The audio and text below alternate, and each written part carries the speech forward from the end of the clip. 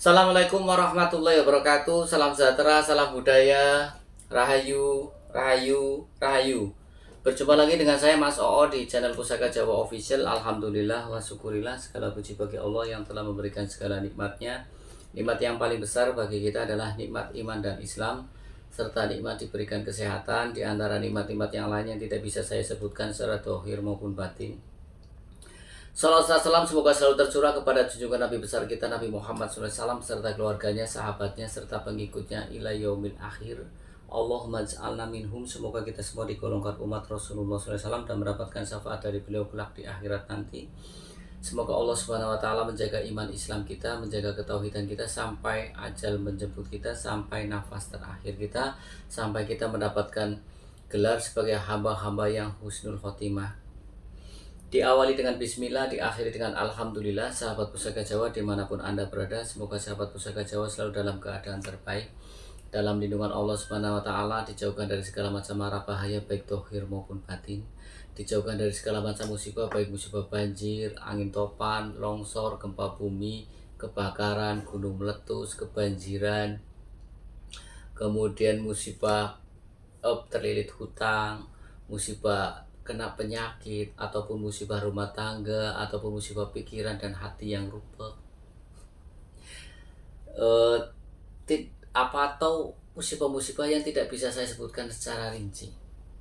Sahabat Pusaka Jawa yang sedang terpuruk ekonominya, semoga Allah bukakan keran rezekinya lebar-lebar dan mendapatkan rezeki yang berkah berlimpah sampai ke anak cucu. Sahabat Pusaka Jawa yang sedang sakit, semoga Allah angkat penyakitnya, diberikan kesehatan, kesembuhan, serta diberikan ganjaran berupa pahala karena telah sabar dalam menjalani cobaan berupa sakit. Sahabat Pusaka Jawa dimanapun Anda berada, tidak cuma sahabat Pusaka Jawa, teman-teman handai tolan sahabat Pusaka Jawa pun saya doakan hal yang sedemikian rupa. Alhamdulillah wa syukurillah, sahabat Pusaka Jawa, pada pagi hari ini Al-Fakir bisa membuat video. Mudah-mudahan apa yang akan Al-Fakir sampaikan menjadikan satu keberkahan fi dunia wal akhirah, kebahagiaan fi dunia wal akhirah, mendapatkan manfaat fi dunia wal akhirah. Al-Fakir bisa memberanikan diri ya karena cuma modal nekat saja. Karena di luar sana banyak orang yang lebih pintar secara keilmuan tentang tosan aji. Ya, tapi mereka tidak mau membuat YouTube. Banyak banget. Senior tosan aji banyak sekali. Sahabat Pusaka Jawa dimanapun Anda berada, kali ini saya akan babar satu bilah pusaka simpenan. Kalau bicara simpenan berarti sesuatu yang istimewa menurut saya. Menurut panjenengan belum tentu. Nah, kenapa menurut saya istimewa? Bisa saja menurut istimewa dari segi tangguhnya, utuhnya, sepuhnya, garapnya, pamornya, material besinya, dan lain sebagainya. Itu. Dan juga ada yang tidak bisa dibohongi, nyes nengati. Gitu ya. Sahabat Pusaka Jawa dimanapun Anda berada, saya akan membabar tentang tosan aji, tapi terlebih dahulu saya akan jelaskan bahwasanya pecinta tosan aji dibagi menjadi 3 versi Pusaka Jawa Official. Saya tetap akan menyampaikan agar tidak ada simpang siur atau salah paham terhadap orang yang nonton YouTube saya.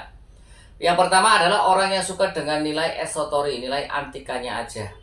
Tangguh, utuh, sepuh, tangguh, garap dari kerajaan mana, utuh, bilanya utuh, sepuh, jelas lawasan, atau mempunyai nilai antikan. Ya, tentunya mereka hanya pecinta tosan aji yang suka dengan nilai esoterik, mereka hanya memandang keindahan fisiknya saja. Dia merawat bilanya agar tidak korosi, karatan, bahkan memakan bilah.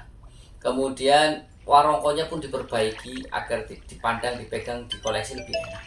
Seperti itu. Dan tentunya nilai ekonominya juga lebih tinggi.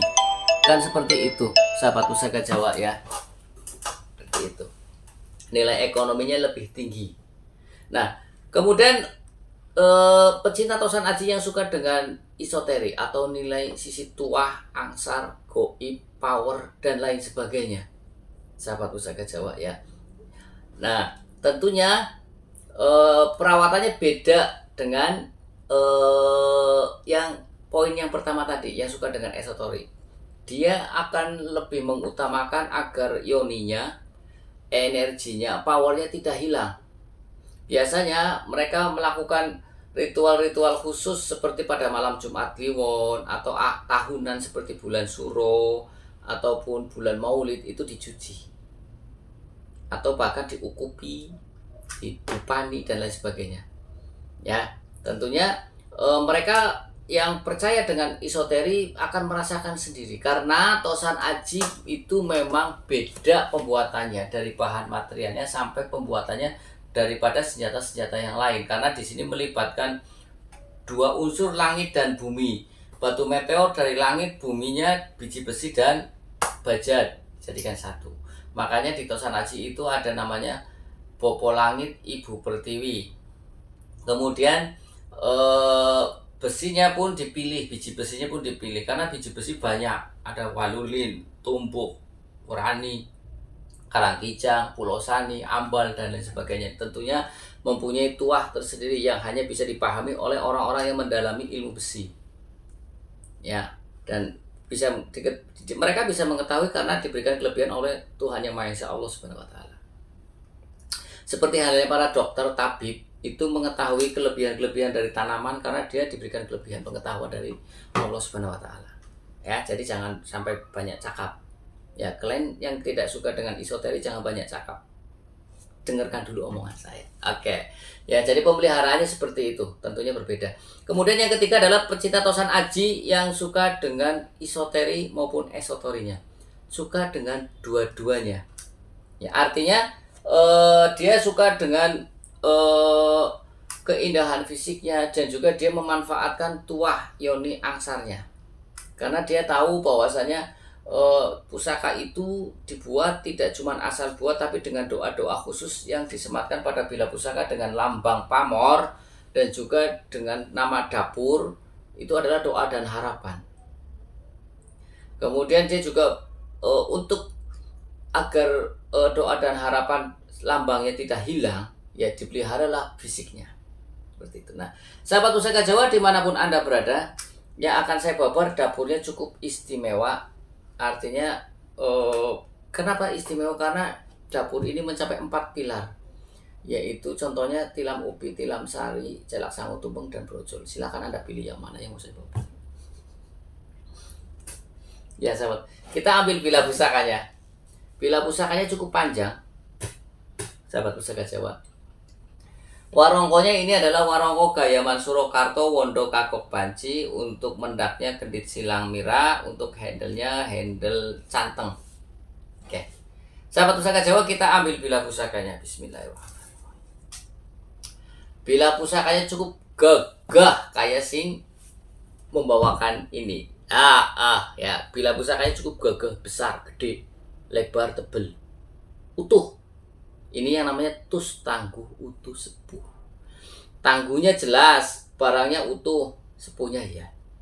Makanya saya bilang ini adalah dapur keris yang simpenan, ditaruh di lemari, ya. Dan garapnya pun istimidut. Kalau istimewa biasa, kalau istimidut di atasnya istimewa.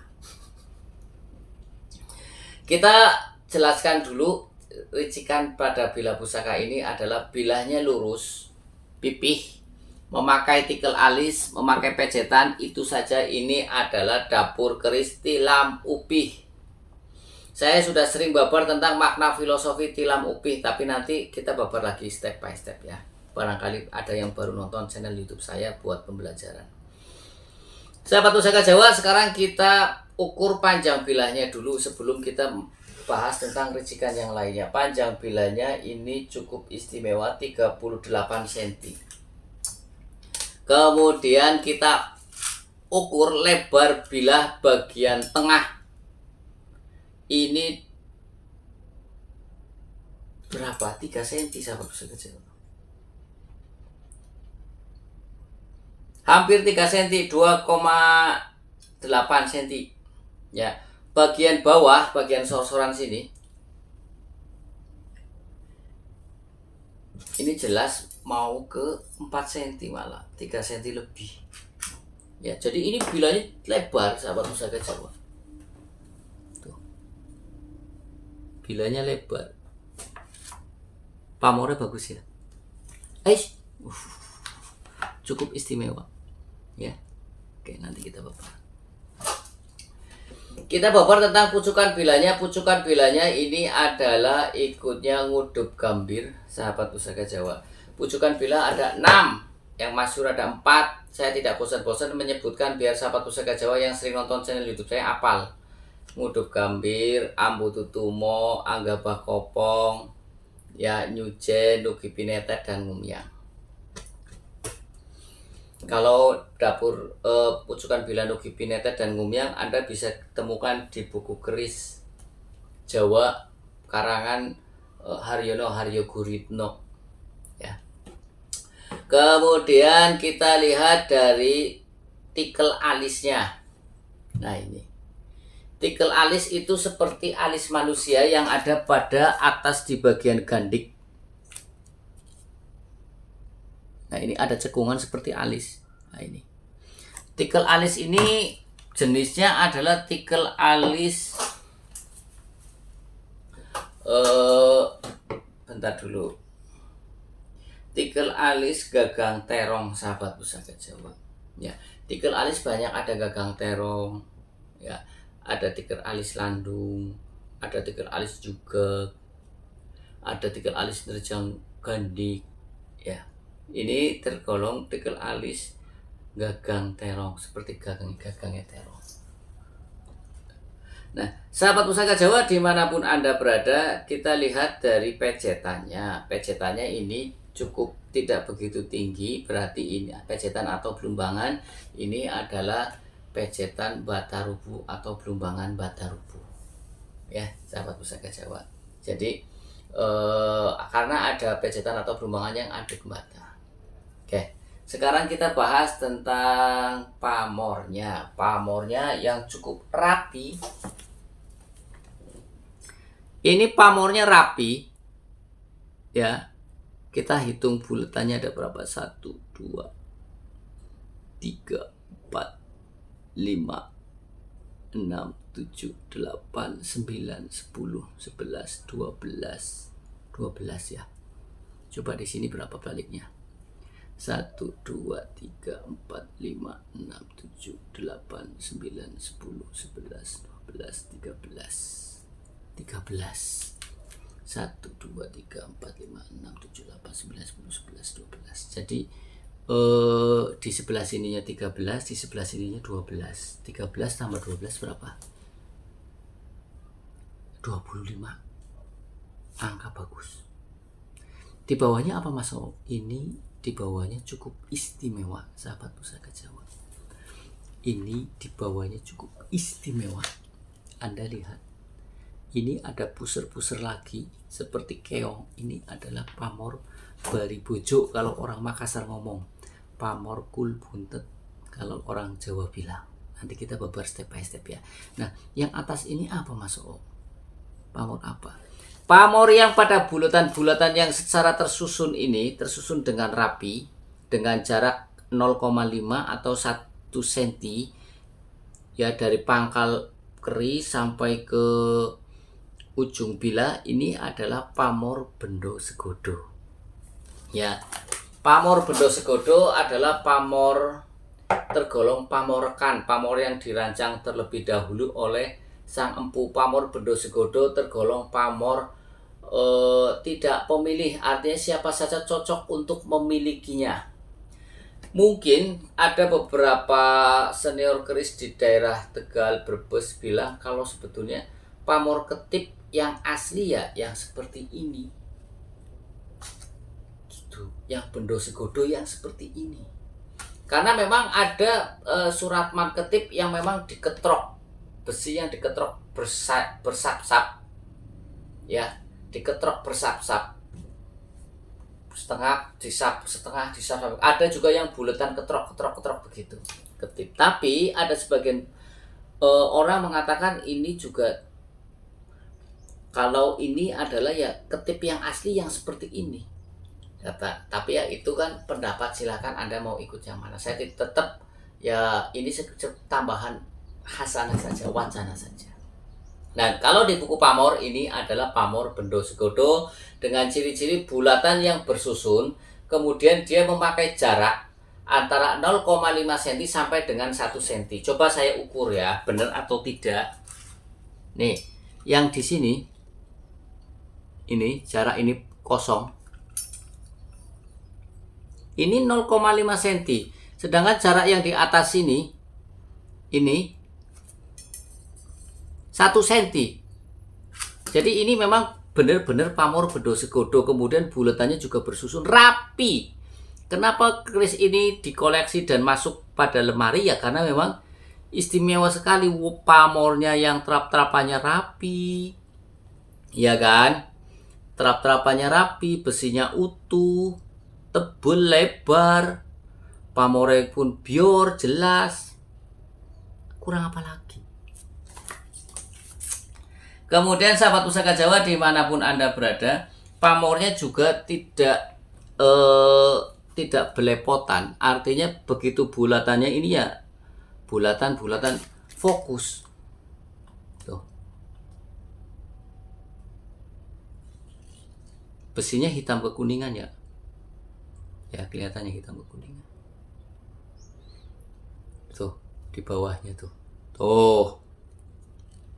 Oh, istimidot tes. Rare item, limited edition. Kerisnya biasa, keris tilam ubi. Pamornya luar biasa, garapnya luar biasa, jadi istimewa. Seperti itu. Sekarang kita bahas tuah atau angsar dari pamor Bendo Segodo. Sebagian pecinta keris beranggapan pamor Bendo Segodo memudahkan pemiliknya untuk mencari harta atau mencari rezeki. Kita yang susah dalam mencari rezeki, pimen marang kesana kosong, kesini kosong, tapi dengan doa dan harapan dari Sang Empu yang disematkan pada bila pusaka ini, orang itu pun tidak ada pernah kosongnya. Usaha karet, gelang, payu, usaha biting, tusukan sate pun payu, dagang bahasanya dagang rongsok pe payu dadi sugih. Apapun yang diusahakan sukses. Berarti itu. Paham ya sahabat pusaka Jawa ya? Apapun yang diusahakan jadi sukses. Usaha apa saja, makanya keris-keris seperti ini banyak dicari oleh para pedagang. Karena para pedagang kadang itu kan butuhnya ketika ada produk baru dia cepat payu. Nah kayak gini. Ya memudahkan pemilik untuk mencari rezeki. Jadi setiap peluang masuk diusahakan jadi rezeki. Jadi kumpul dan jadi sugih. Oke, sekarang kita bahas pamor yang kedua yang ada di bagian sorsoran pada bilah keris ini. Pamor ini biasanya pada umumnya ada di bagian sorsoran ini. Bentuknya seperti puseran, kayak obat nyamuk. Ini kalau orang Makassar bilang pamor bari bojo. Ini kalau orang Jawa bilang pamor kul buntet. Pamor kul buntet atau pamor bari bojo ini tergolong pamor titipan. Kenapa pamor titipan? Pembuatan pamor ini sudah pada tahap akhir keris, kemudian dibentuk ini, dilubangi, ditanam pamor ini. Sudah jadi kerisnya baru dibikin ini. Ini pamor titipan.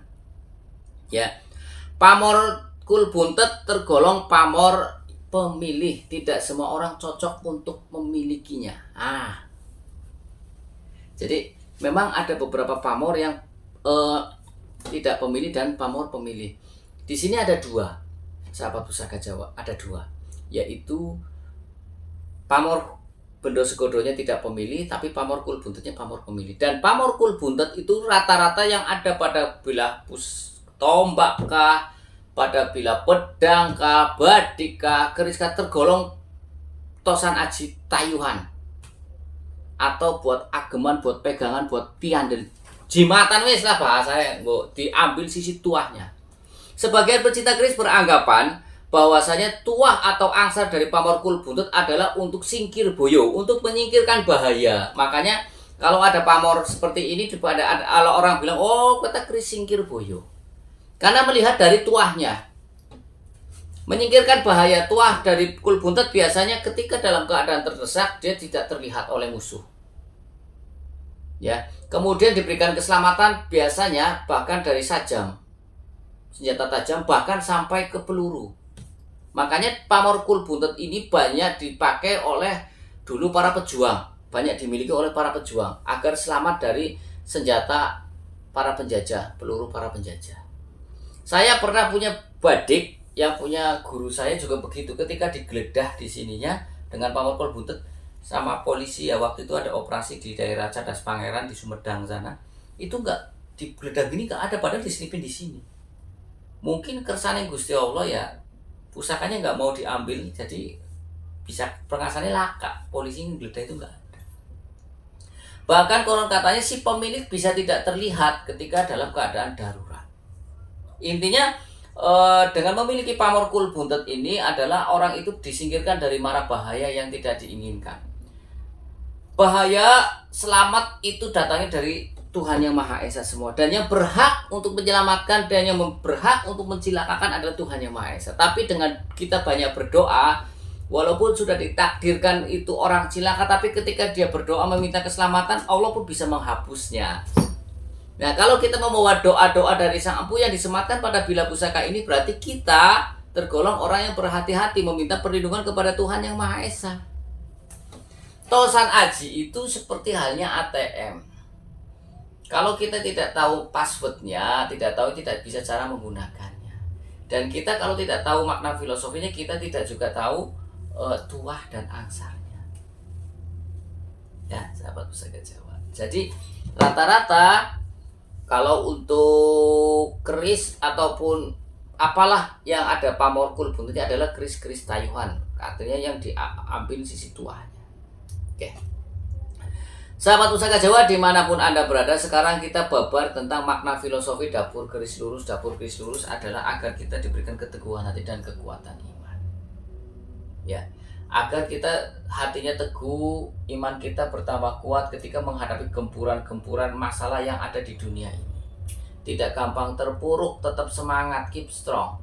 Karena musuh terbesar manusia adalah pada diri sendiri. Ketika kita sudah menyerah, berarti kita sudah kalah.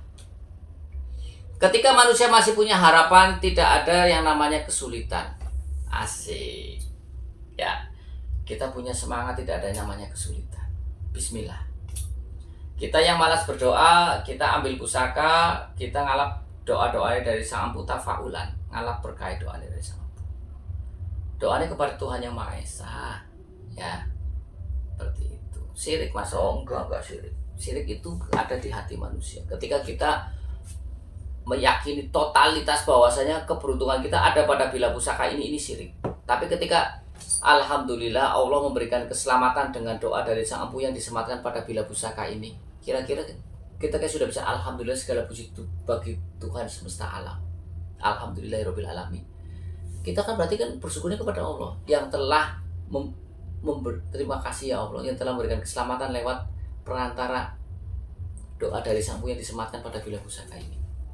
Alhamdulillah ya Allah, anjuk umah yang tadinya udah mendung gerimis, sekarang nggak kehujanan setelah pakai motor. Kira-kira syirik nggak? Nah, ini jadi syirik kalau percaya kalau motor itu yang memberikan tidak kehujanan. Yang memberikan tidak kehujanan ya Allah Subhanahu Wa Taala, karena melancarkan motor kamu. Coba nih gawe mogok, bener ora? Udanan kon, kan seperti itu ya. Jadi di sini di channel Pusaka Jawa Official itu saya akan memberikan sedikit pemahaman edukasi tentang makna filosofi dari satu bilah pusaka. Jangan dianggap pandang sebelah mata dulu, ya. Nah, sahabat Pusaka Jawa dimanapun Anda berada, kita bahas tentang dapur tilam upih. Tilam artinya tikar, upih artinya ada yang mengatakan daun ini. Apa itu ya? Kayak jambe kayak gitu ya. Palem. Ya, jadi tikar yang dianyam dari daun palem. Kita ketahui tilam upi adalah tikar itu tempatnya di bawah, memberikan kenyamanan. Orang mau duduk, orang mau tidur, orang mau meditasi dengan alas tikar, kita menjadi hangat, tidak dingin, kita tidak digigit semut. Tilam juga melambangkan sikap kita mudah menerima oleh banyak orang dengan memberikan kenyamanan. Kita menjadi orang yang legowo, ya kan? Dan dapur tilam upi mempunyai tuah atau angsar, diberikan ketentraman dalam berkeluarga dan juga di hati orang itu, si pemiliknya adem, kenyamanan dan ketentraman dalam berkeluarga. Sahabat Pusaka Jawa dimanapun Anda berada, sekarang kita bahas tentang besinya. Tadi besinya dari awal sudah saya sebutkan, ini adalah hitam kekuning-kuningan. Besi yang seperti ini jarang, sahabat Pusaka Jawa. Besi ini hitam kekuningan itu adalah besi tumbuk. Ya, besi tumbuk itu konon katanya berasal dari Thailand. Ya, daerah Thailand. Kemudian tua atau angsarnya adalah cocok untuk menumpuk harta, ditakuti oleh bangsa setan dan jin. Selesai. Empu itu ketika membuat satu pusaka yang istimewa dari awal saja sudah dirancang. Ketika sang pemesan awal bilang, "Empu, saya pengen jadi orang yang kaya. Rezeki saya seret, tapi saya juga seorang pedagang yang suka berpergian agar diberikan keselamatan ketika berniaga, tidak dirampok. Kalaupun ketika membawa barang dagangan, ketika mau dirampok tidak terlihat. Ya, dan kemudian saya ketika berdagang apapun itu selalu hasil." Maka sang empu pun sudah memikirkan, menampung curhatan dari sang pemesan awal keris itu. Terus saya suka pergi-pergi, karena kan zaman kerajaan kan masih banyak hutan kan, biar tidak diganggu oleh manusia dan diganggu dari makhluk halus jin. Sang empu akhirnya mikir, oke, tak bikin, tidak diganggu oleh manusia, selama dari gangguan manusia tak bikinkan kul buntet. Biar rezekinya lancar, didekati rezeki tak bikinkan pamor bendo segodo. Biar tidak diganggu oleh setan tak pilihkan besi tumbuk. Biar rezekinya kamu kumpul, agar hartanya kumpul, maka dicarikan juga besi tumbuk yang hitam kekuningan. Oke, paham ya? Sahabat Pusaka Jawa dimanapun Anda berada, kalau kita rangkum secara keseluruhan, sahabat Pusaka Jawa, kalau kita rangkum secara keseluruhan, makna filosofi dari keris dapur tilam upi ini adalah agar si pemilik ini diberikan kemudahan dalam mencari harta, dalam menumpuk harta dia enak, bisa ya, karena dengan pamor bendo segodo yang sudah saya terangkan di awal. Kemudian diberikan keselamatan dari kejahatan manusia, baik itu senjata tajam maupun sampai ke tingkat peluru. Kemudian juga jika keadaan terdesak dia tidak terlihat oleh musuh ya. Kemudian dia ditakuti oleh bangsa setan dan jin, karena di sini bahannya adalah besi tumbuk yang hitam kekuningan. Juga dia bisa menumpuk harta, karena besi tumbuk juga tuahnya seperti itu. Ya, diberikan keteguhan hati dan kekuatan iman ketika menghadapi cobaan dalam hidup. Diberikan ketentraman, kenyamanan dengan dapur tilam upi. Sekarang kita lihat pasikutannya, sahabat Pusaka Jawa. Kalau kita lihat dari pasikutannya, bilanya yang lebar, ya bilanya juga yang panjangnya yang sedang, bajanya juga yang cukup lumayan ya. Kemudian di sirah cicaknya di sini juga membesar. Ini adalah tangguhnya tangguh estimasi tangguh Tuban. Tuban ada Tuban Mojopahit dan Tuban Mataram. Ini Tuban apa Maso? Ini menurut saya Tuban Mojopahit. Kita ketahui Tuban itu negara yang cukup lama. Di era Majapahit Tuban sudah ada. Bahkan banyak empu-empu yang dari Pajajaran pindah ke Tuban. Contohnya empu siapa saja? Yaitu Empu Sombro perempuan. Ya, kemudian Empu Anjani dari Pajajaran juga. Terus kemudian ada Empu Jirak, ada Empu Nisumbaga. Tak sebutin satu-satu ya. Ada empu dari Tuban yang masyhur. Tuban itu pusakanya banyak dicari karena terkenal dengan tuahnya yang jos-jos seperti itu. Jadi dapur keris ini udah menurut saya melebihi dari tuah udan mas. Karena kan banyak keris udan mas yang dicari banyak. Tapi dengan pamor ini, dengan ini menurut saya ini melebihi dari udan mas tuahnya. Karena yang saya rasakan ya seperti itu. Kan keris udan mas tangguh Tuban banyak dicari, nominalnya pun tinggi. Tapi menurut saya ini lebih karena dari garapnya, pamornya, trap-trapan besinya, trap-trapan pamornya, istimewa sekali. Saya sebutkan empu-empu Tuban yang terkenal, yaitu yang pertama adalah Empu Paneti atau Empu Paneti. yang pertama. Kemudian Empu Suratman atau Empu Surahman, Empu Modin atau alias Bekal Jati. Mau dengar Empu Modin atau Empu Bekal Jati satu orang. Kemudian ada Empu Galahita atau Empu Salahita. Galahita dan Salahita sama satu orang. Kemudian ada Empu Supadria. Ya. Kemudian ada Empu Sombro yang perempuan yang pindahan Pajajaran. Kemudian ada Empu Anjani pindahan Pajajaran juga yang ketujuh berarti itu ya. Kemudian ada Empu Jirak 8. Kemudian ada Empu Nisumbaga. Ini empu yang tercatat saja di buku, yang terkenal saja yang ada di Kerajaan Tuban. Kan banyak tuh, empu itu ribuan yang di kampung-kampung dan sebagainya. Setidaknya ketika mempunyai empu-empu yang unggulan, bahasa sekarang ya empu-empu yang bisa menciptakan senjata-senjata hebat. Kalau sekarang nuklir lah ya, kayak kemarin yang nyerang sana lah ya, gitu. Jadi semakin banyaknya empu yang mempunyai teknologi dalam menciptakan senjata ampuh, biasanya kemungkinan besar untuk menjadi negara yang besar pun banyak. Kuat, negara yang kuat. Karena alutista bahasanya, alutista itu menentukan ketentraman dalam bernegara. Ketika ada serangan ke negara itu bisa dihalau dengan pusaka-pusaka yang ampuh. Pada zaman seperti itu kan seperti itu, pakainya pusaka seperti itu. Ya. Sahabat Pusaka Jawa dimanapun Anda berada, keris-keris Tuban atau pusaka-pusaka Tuban itu sangat istimewa. Nilai nominalnya pun cukup tinggi. Ini masuk lemari lagi nanti setelah dibabar, karena keris ini istimewa. Sahabat Pusaka Jawa dimanapun Anda berada, cukup itu saja dari saya. Apabila ada salah-salah kata, saya minta maaf. Kesalahan mutlak milik saya, kebenaran milik Allah Subhanahu wa Ta'ala. Yang baru nonton channel YouTube saya, silakan pencet tombol subscribe, like, share, and comment. Kemudian pencet tombol notifikasi lonceng untuk mendapatkan video-video terupdate dari saya. Yang ingin request nama dapur, silakan komentar di kolom komen. Jika ada saya babar, jika ada buat PR, jika ada maafkan, minta dimaafkan. Akhirul kalam, assalamualaikum warahmatullahi wabarakatuh. Salam sejahtera, salam budaya. Rahayu, rahayu, rahayu.